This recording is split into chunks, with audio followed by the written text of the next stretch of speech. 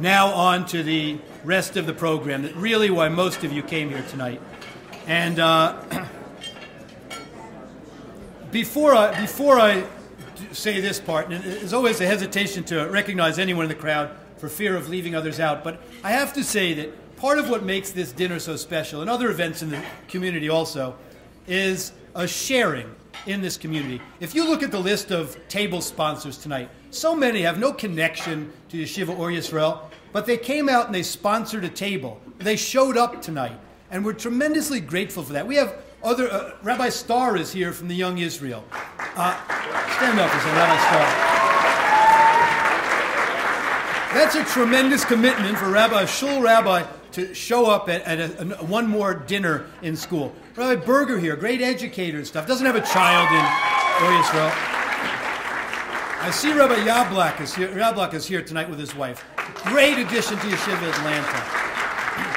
Anyway, so many from Torah Day School and so on are here tonight. It's a great...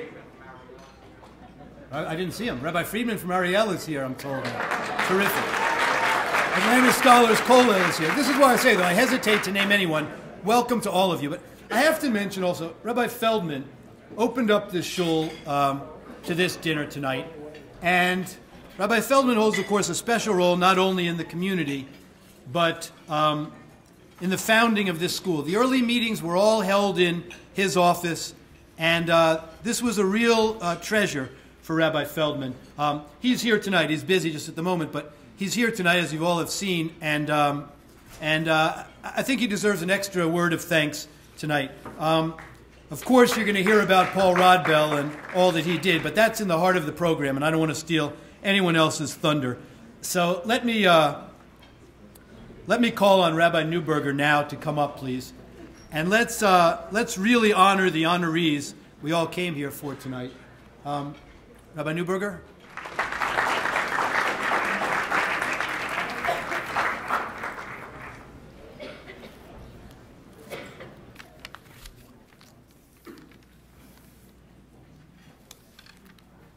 Good evening. Thank you all for coming. Your presence is very significant to us all. It's a source of great chizuk for us.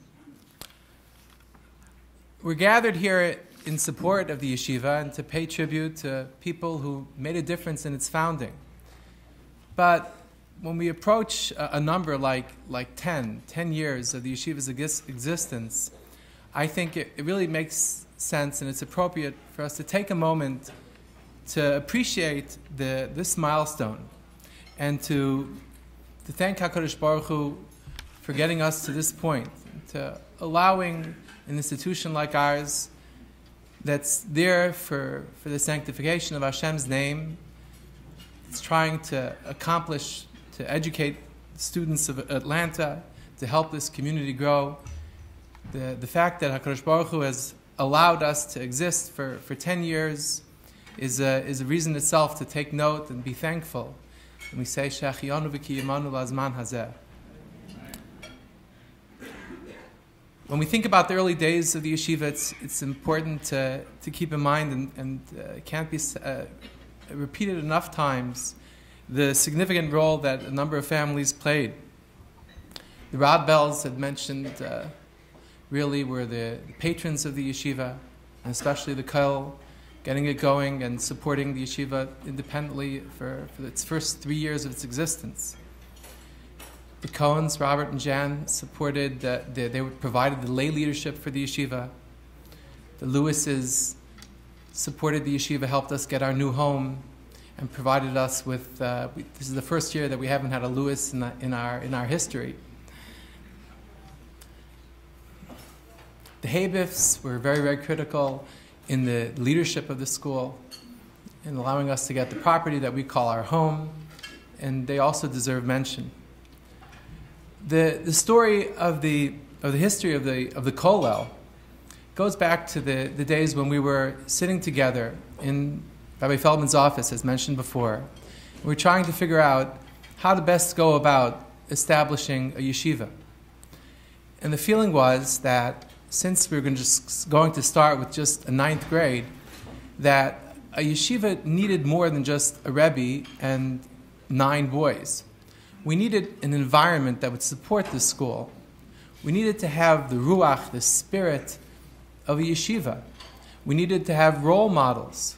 We needed to have people who embodied the values that the yeshiva wanted to develop in its students, to serve as mentors and guides and to engage the boys.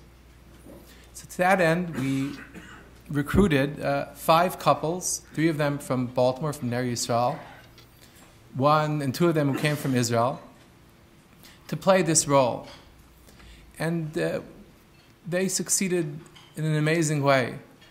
Not only were they able to jumpstart the yeshiva, to engage the boys in the 8th grade, to convince them that it was worthwhile to come, to have a connection with these wonderful young men, but they also left their imprint on the yeshiva past that time. One of them, Naftali Estreicher, still teaches in the yeshiva. Rabbi Garfield,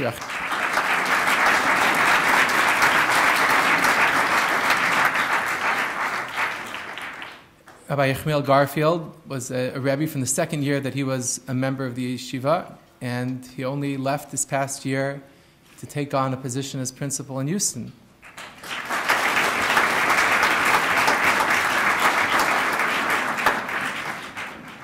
Rabbi Yecheskel Freundlich was with us for 4 years, one of them as a Rebbe, until he went on to join the Atlanta Scholars Kollel and to take the position here as associate rabbi.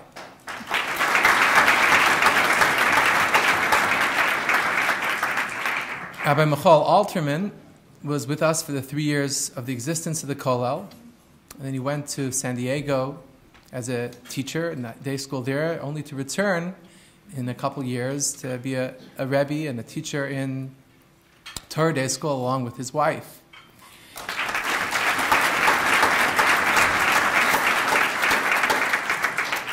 And Rabbi Naftali Weintraub was with us for 3 years, and during the last year that he was here, and as part of the Kollel, he started taking courses in the creative circus to learn about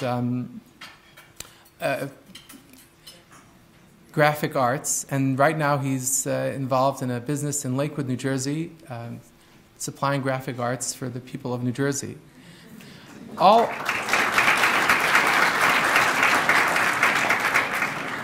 Each of these wonderful people have left their own personal imprint on the soul of the yeshiva.